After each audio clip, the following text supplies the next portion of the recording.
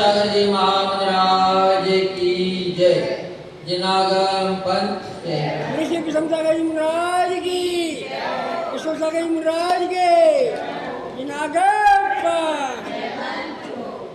जय हो जय हो जय हो जय हो जय हो भगवान। जय हो जय हो जय हो जय हो जय हो भगवान।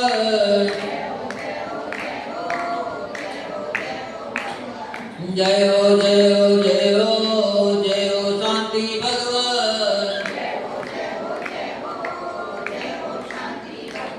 हमें आए हैं द्वार तुम्हारे,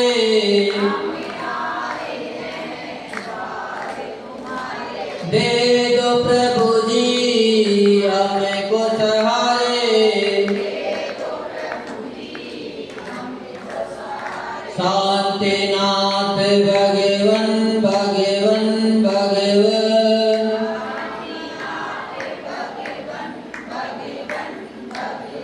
जय हो जय हो जय हो जय हो जय हो भगवान।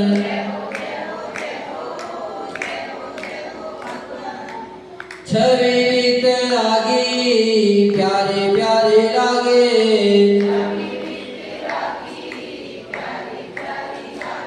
दर्श जो पाया धन्य बाग जागे। चरणों करो नमन नमन नमन।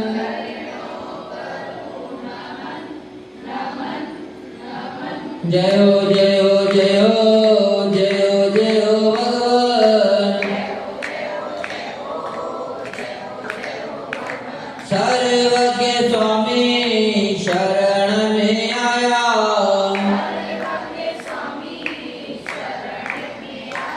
कहीं न मिला जो सुख पाया।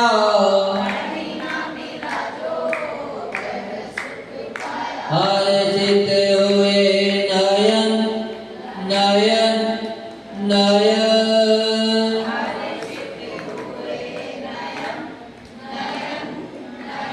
जय हो जय हो जय हो जय हो जय हो भगवान। हित उपदेशी आप कहते,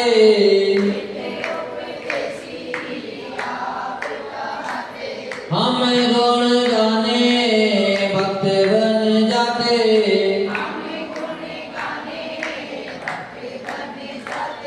छोड़ो न अब चरण चरण चरण।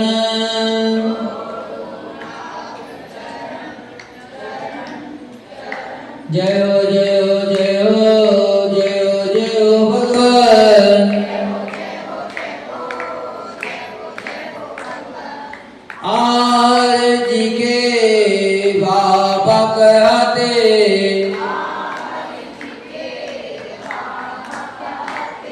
यक्ष यक्षिणी भी सिर को नवाते।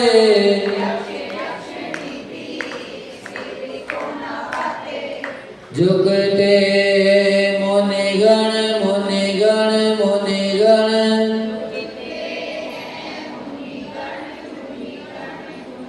जय हो जय हो जय हो जय हो जय हो भगवान। दुखिया कोई द्वार पे आए, हंसता आई द्वार से जाए।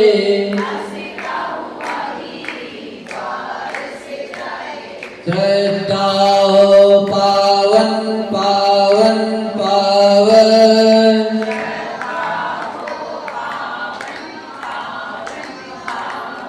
जय हो जय हो जय हो जय हो जय हो भगवान।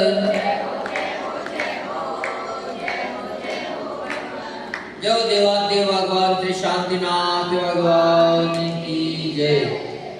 परम पूज्य भावलिंगी संत राष्ट्रीय श्रवणाचार्य गुरुदेव विमल सागर जी महाराज की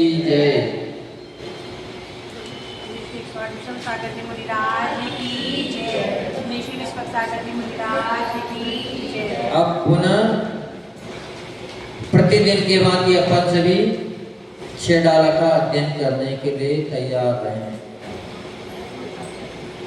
तो अपने 12 छंद पूरे हो चुके थे यहाँ, या 11? 12 छंद पूरे हो गए थे। 3 छंद अपने को और करने तो आज उसका पूरा कर देंगे, और कल पेपर का दौरान करा देंगे दोबारा, और परसों फिर आपका पेपर है ही। तो सभी लोग मंगलाचरण करेंगे। जय त्रिभुवन में जी 3 भुवन में सार, वीतराग विज्ञानता, शिव स्वरूप शिवता, नमः त्रियोग समारिके।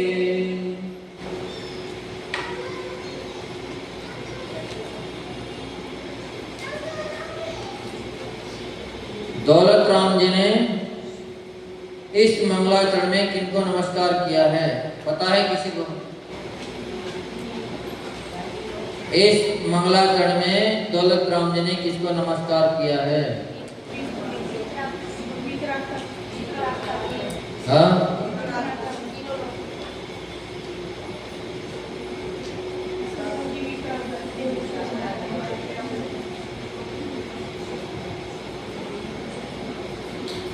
ढूंढना भी पूरा उत्तर नहीं मिला है आपका।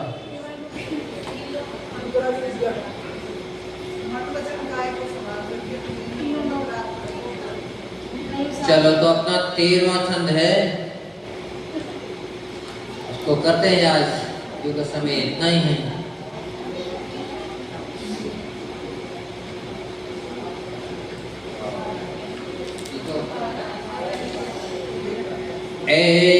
एकांतवाद दूषित समस्त,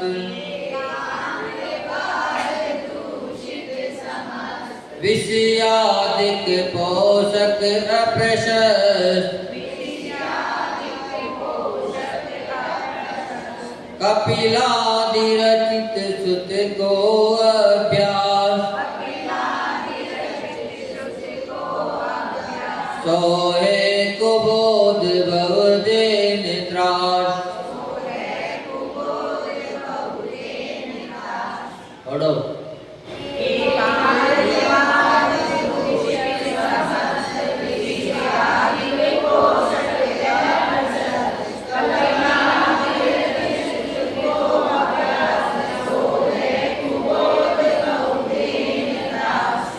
एकांतवाद यानी एकांत रूप कथन से, दूषित यानी खोटे, विषयादिक यानी 5 इंद्रियों के विषय आदि को, पोषक यानी पुष्ट करने वाले, कपिल आदि के द्वारा बनाए हुए अप्रशस्त यानी खोटे सब शास्त्रों का पढ़ना पढ़ाना सुनना ग्रहित मिथ्यात्व ज्ञान है। वह बहुत दुख देने वाला है। कैसा है? बहुत ही दुख देने वाला है। यानी कि एकांत को पुष्ट करने वाला कोई भी शास्त्र अपने को नहीं पढ़ना चाहिए। जो सर्वज्ञ देव की वाणी में आया है वही वास्तव में सम्यक शास्त्र है, सम्यक ज्ञान है। बाकी संसार का जितना भी ज्ञान है सब खोटा ज्ञान है। खोटे शास्त्र किसे कहते हैं? तो जिनमें एकांत रूप से कथन हो। अगर आप सम्यक दृष्टि जी हो या जैन धर्म के शास्त्रों का भी आप कथन कर रहे हो, फिर भी अगर उनमें से जितनी बातें बताई जाती है उसमें से एक बात को अगर आप पकड़ लोगे तो आपका सम्यक शास्त्र भी, जैनवाणी भी आपके मिथ्या ज्ञान में गिनती आ जाएगी, वो भी मिथ्या शास्त्र में गिनती आ जाएगी। हाँ, एकांत का आपने सहारा ले लिया तो। जैसे कई लोग व्यवहार और निश्चय धर्म बताए गए हैं। तो वे व्यवहार को गुण बता देते हैं, व्यवहार को है बता देते हैं, और निश्चय को ग्रहण करने के लिए बता देते हैं। लेकिन भगवान की वाणी में आया है कि दोनों ही सम्यक मार्ग, किसी एक को आप अन्यथा नहीं कह सकते। 4 अनुयोग हैं, तो चारों अनुयोगी आपको सम्यक दर्शन की पूर्ति कराने वाले हैं। उसमें से एक भी अनुयोग को आप छोड़ नहीं सकते, चाहे वो वर्तमान योगी क्यों ना हो। क्योंकि अक्सर लोग वर्तमान योग को कहानी किस्सा के छोड़ देते हैं। यहाँ तक भी कह देते हैं अज्ञानी जीव कि इनमें तो मात्र स्त्री आदि के श्रृंगार का वर्णन है, वो कुछ है ही नहीं, तो उनका वर्णन हम क्यों पढ़ें।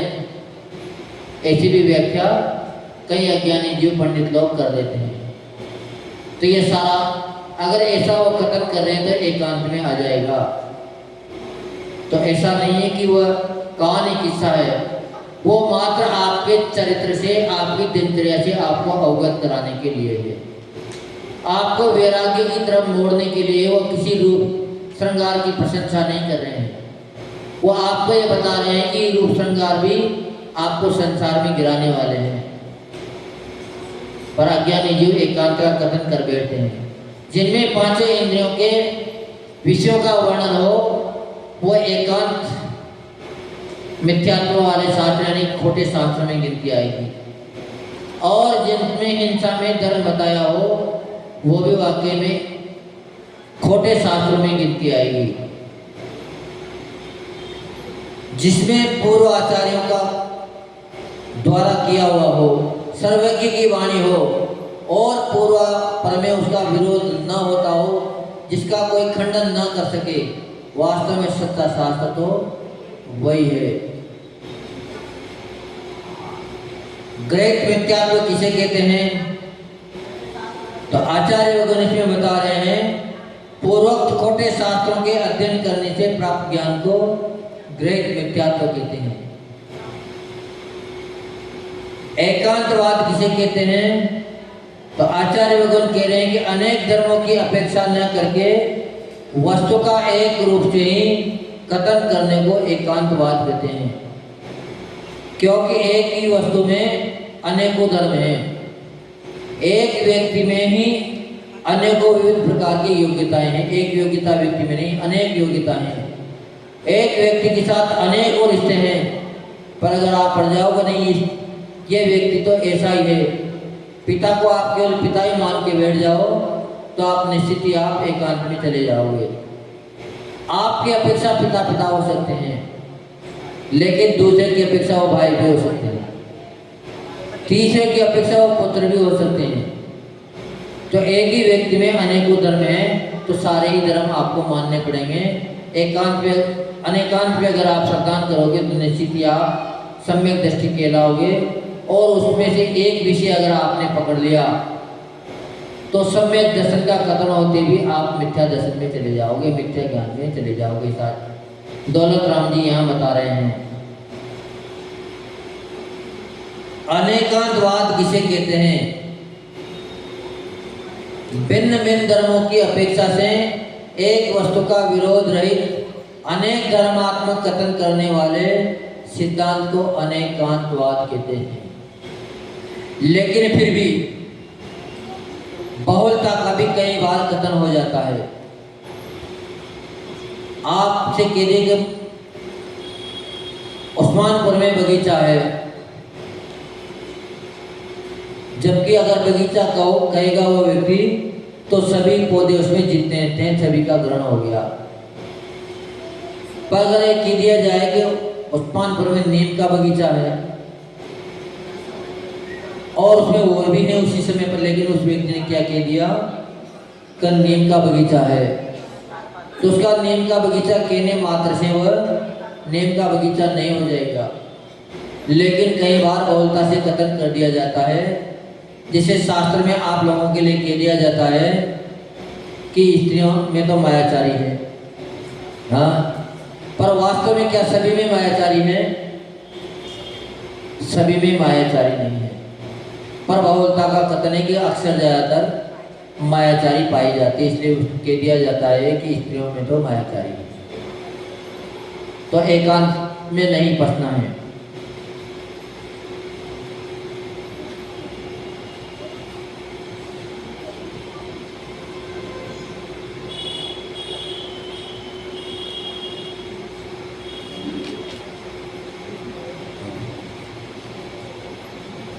आप प्रतिदिन पूरे दिन मोबाइल देखते हो, तो मोबाइल का प्रयोग करने से कौन से कर्म का बंध हो रहा है? टीवी का प्रयोग करने से कौन से कर्म का बंध हो रहा है?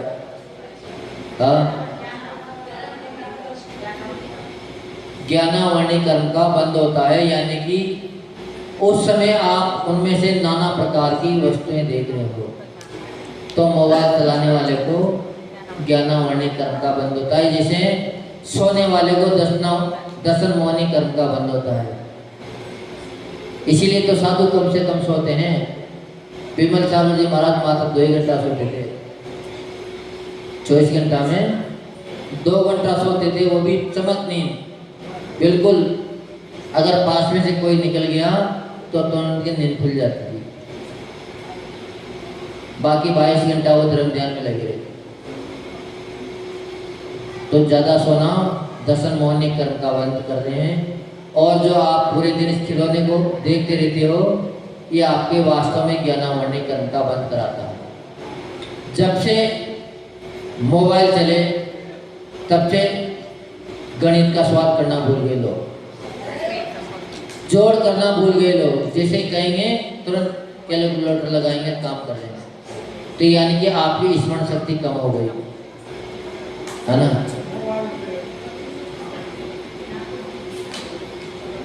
तो स्पष्ट दिखता है कि वाकई में मोबाइल से ज्ञानावर्णी कर्म का बंद होता है। इसमें कुछ पूछना आ गई बात? इसमें बोलो।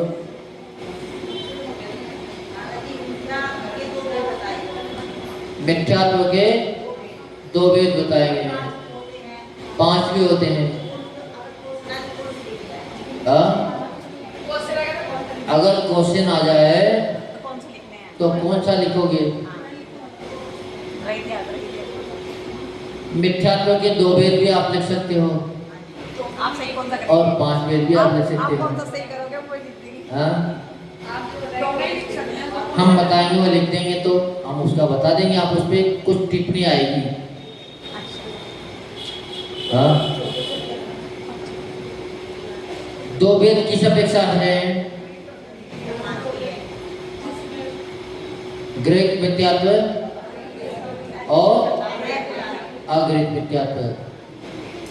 और जो आप 5 भेद बता रहे हो वो भी मिथ्यात्व के ही हैं, है ना। एकांत, विपरीत, संशय, अज्ञान को नहीं, है ना।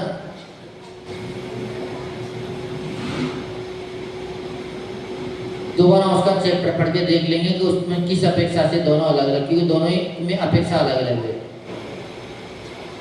तो फिर प्रश्न अगर वो दिया जाएगा तो उसमें अपेक्षा लगा के दिया जाएगा।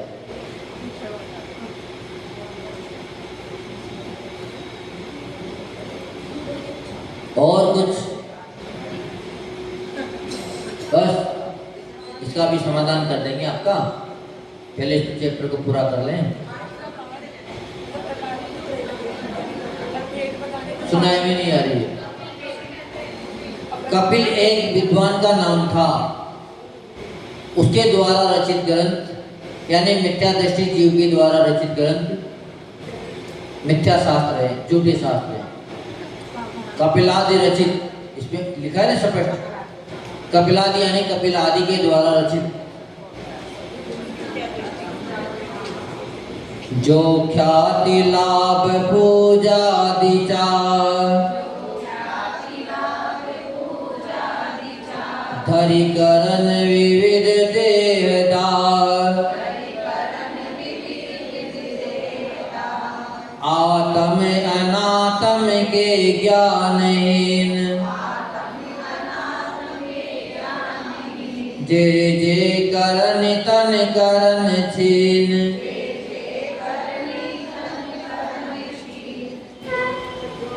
जो ख्याति यानी प्रसिद्धि, लाभ यानी फायदा, पूजा आदि यानी सम्मान, आदर आदि की चाहदरी यानी इच्छा से, देहदाह यानी शरीर को पीड़ित करने वाले,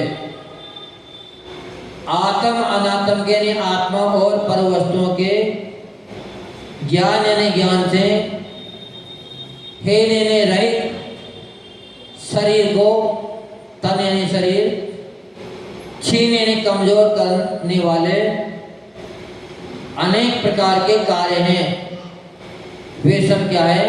अनेक कार्य यानी अनेक प्रकार के जो तप हैं, साधना है, वो सारा का सारा क्या है? मिथ्या चारित्र है। चलो पढ़ो।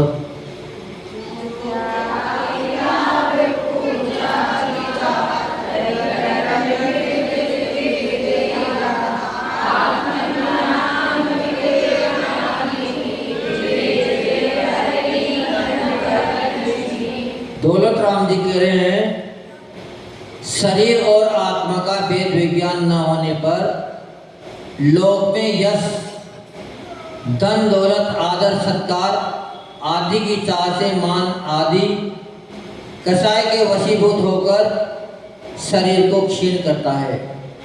कई लोग शरीर को क्षीण क्यों कर लेते हैं कि अगर हमें उपवास करते हुए व्यक्ति देखेगा तो बड़ा धर्मात्मा तपस्वी समझेगा, हमारा आदर सत्कार करेगा। तो कभी भी ख्याति पूजा की इच्छा से धर्म नहीं करना। किसकी इच्छा से नहीं करना? ख्याति पूजा ने सम्मान की चाह से कभी भी धर्म नहीं करना चाहिए, कि इच्छा को लेकर धर्म नहीं करना चाहिए। जो इच्छा को रखकर धर्म करता है उस व्यक्ति की वो इच्छा कभी भी पूरी नहीं हो पाती है। अगर आप परछाई को पकड़ने की कोशिश करोगे तो कभी भी आपको परछाई पकड़ने नहीं आएगी, पर अगर आप एक स्थान पर रुक जाओगे तो निश्चित ही परछाई आपके चरणों में आ जाएगी। कहाँ आ जाएगी? चरणों में आ जाएगी। इसलिए कहते हैं कि इच्छाओं को तो रोकना चाहिए।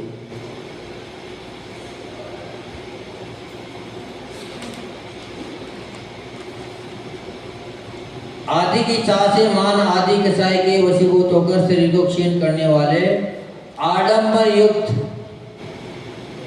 भस्म लगाना, जटा बढ़ाना, पंचाग्नि तप तपना आदि कार्यों का करना मिथ्या चारित्र कहलाता है।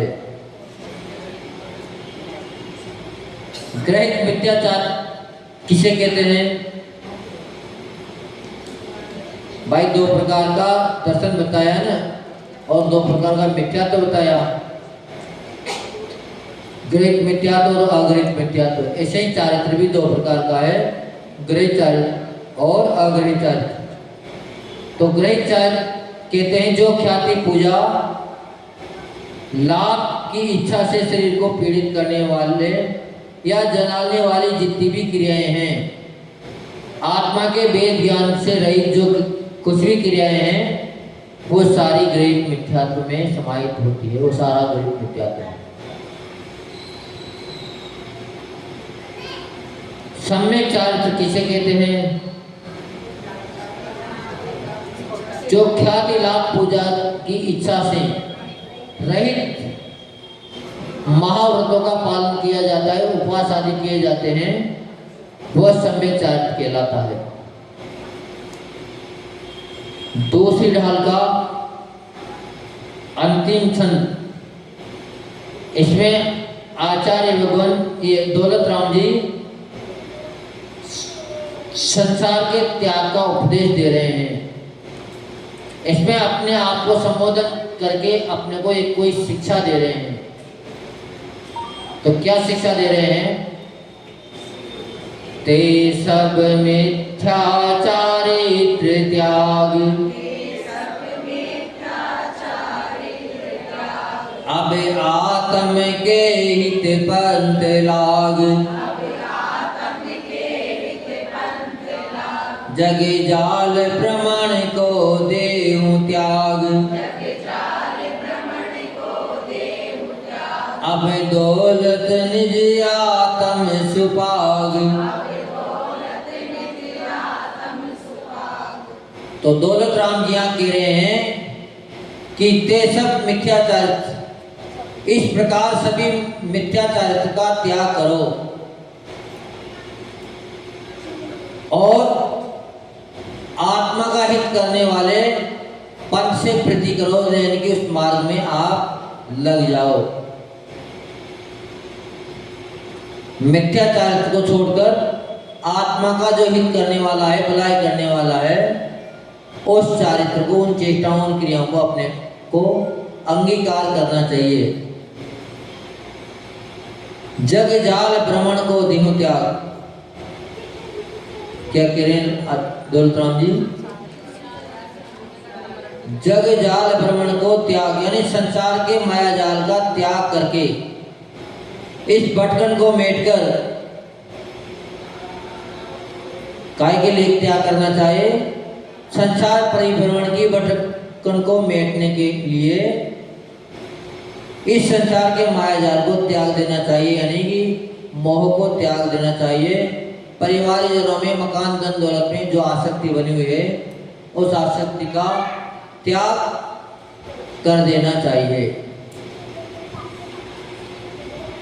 ये बात किनसे कह रहे हैं?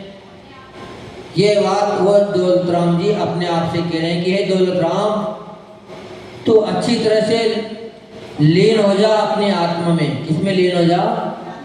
अपनी आत्मा में तो लीन हो जा। आत्महितैषी जीव को पूर्वोक्त मिथ्याचार का त्याग कर आत्म कल्याण के मार्ग में लगना चाहिए।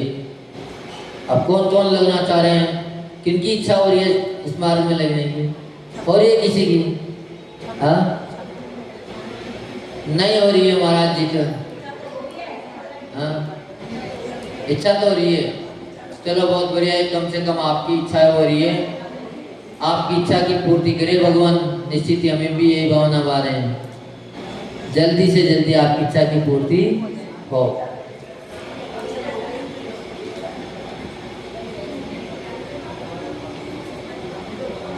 दौलत राम जी निजी अपने आत्मा का संबोधन दे रहे हैं।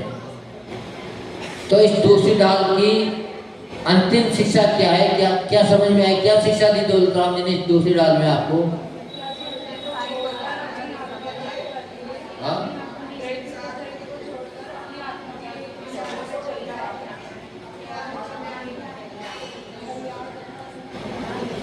ये शिक्षा दी? हाँ? नहीं, इसमें लिखी है कि दूसरी डाल की अंतिम शिक्षा क्या है? क्या शिक्षा दी दौलत राम जी ने इसमें? दौलत राम जी ने शिक्षा दी इसमें कि ग्रीक मिथ्याचार को छोड़कर आत्मा के हित के मार्ग में लगो और संसार के जंजाल का त्याग कर अपने आत्मा में अच्छी तरह से लीन हो जाओ। क्या कह रहे हैं वह? कि संसार का जितना भी माया जाल है इसका त्याग करो पहली बात तो, और फिर किस में लीन हो जाओ? अपने आत्मा में लीन हो जाओ, यानी कि आत्मविभव को प्रकट करने में लग जाओ। ऐसा दौलत राम जी ने इस दूसरी ढाल में अपन सभी लोगों को बताया है, समझाया है कि आप अगर ऐसा करोगे तो निश्चित ही आपका कल्याण हो जाएगा।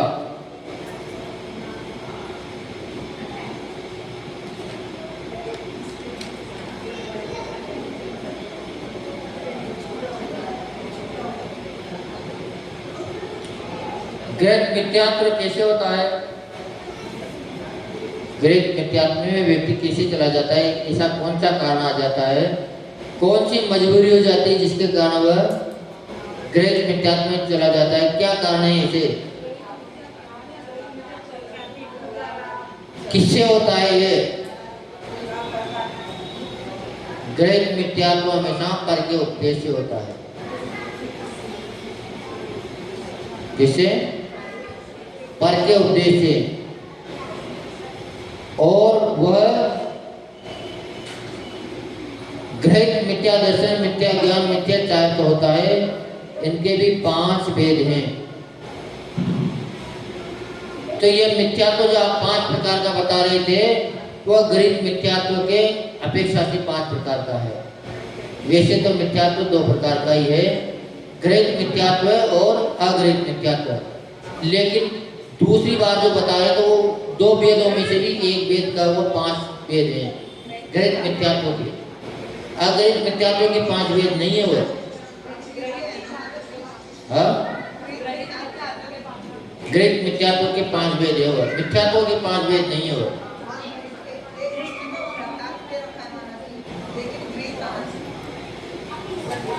इसमें उनकी परिभाषाएं दी है, अनेक धर्म रूप वस्तु को एक धर्म रूप ही मानना एकांत मिथ्यात्व है। आत्मा के व अन्य के स्वरूप को बिल्कुल विपरीत अन्यथा मानना विपरीत मिथ्यात्व है। संशय करना किसी भी तत्व में आपका संशय मिथ्यात्व है।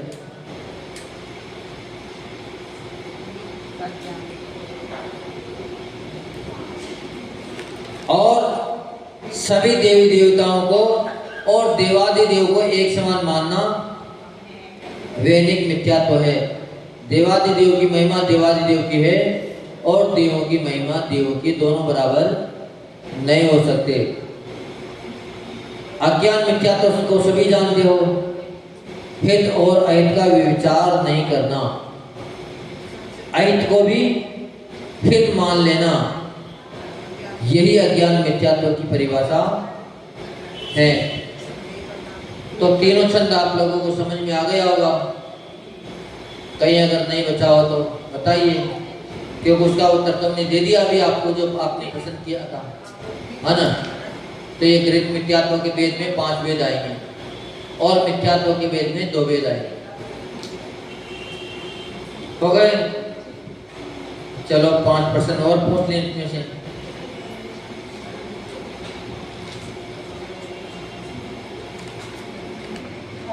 लास्ट के क्षण में आत्म राय सपट वीतराग विज्ञानता नमो योग समारिका। वीतराग विज्ञानता यानी केवल ज्ञान को नमस्कार किया है, किसी व्यक्ति विशेष को नमस्कार नहीं किया। जिनने केवल ज्ञान प्राप्त कर लिया उन सबको उन्होंने नमस्कार किया है, तो उसमें सभी आ गए, पर एक का नाम आप नहीं ले सकते। ने किसको त्यागने की बात कही है?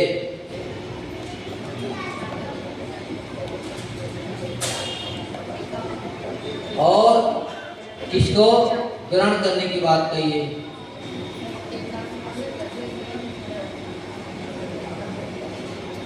जब प्रसन्न मंच होते तब किताबें बंद कर देनी चाहिए, क्योंकि इसमें आपको इनाम मिल रही है। सीधे करके किसको त्यागने की बात कही है और किसको ग्रहण करने की बात कही है, हम ये बात पूछी थी।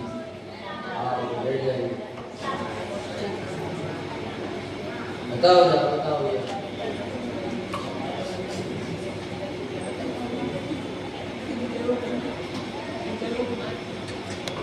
नहीं। संसार के जंजाल को छोड़कर आत्मा में ही होने की बात है।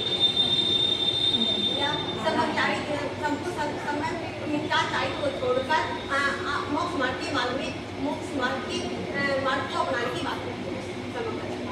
मिथ्याचार को त्याग कर और संसार के जंजाल को त्याग कर आत्मा के हित में लगने की बात गौतम ने कही है। बहुत बढ़िया।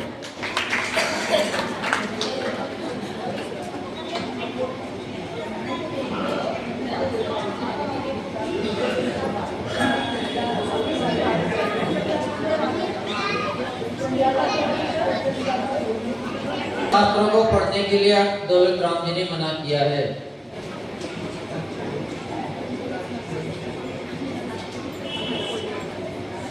पीछे बताओ।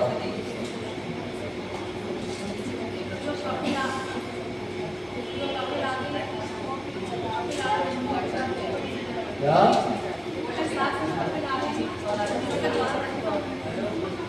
कपिल आदि अज्ञानी जीवों के द्वारा जो छोटे शास्त्र रचे गए हैं, जो विषय आदि की पोषकता का कारण है, उन शास्त्रों को पढ़ने के लिए दौलत राम जी ने इसमें कहा है। बहुत बढ़िया।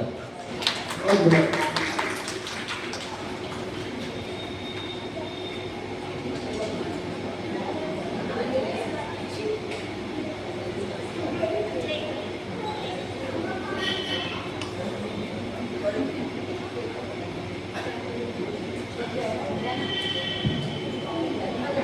क्या होता है?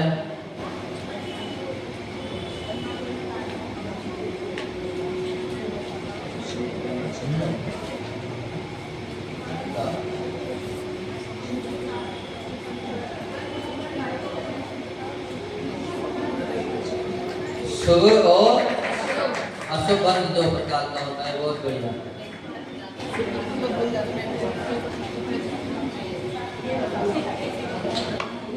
अंतिम प्रश्न।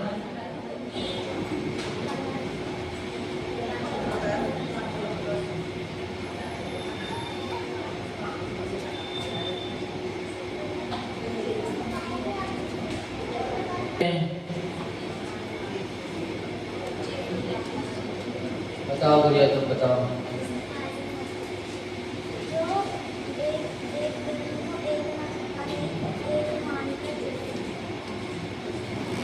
हाँ?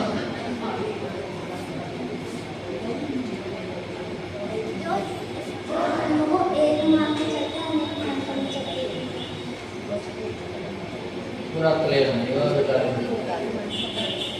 जाओ पीछे।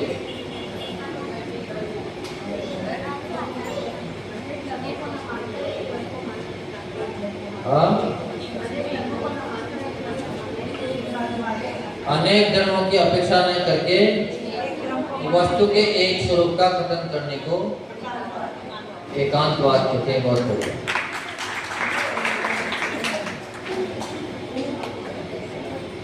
तो आज अपनी दूसरी डाल पूर्ण हुई। ये तो 10वें नंबर का है। हाँ?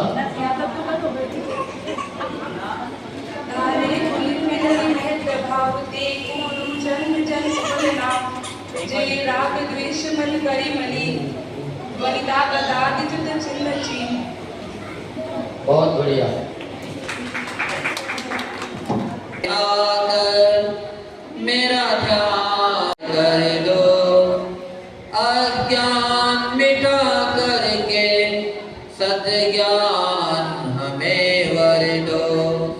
गुरुदेव हृदय आकर मेरा ध्यान अमर कर दो।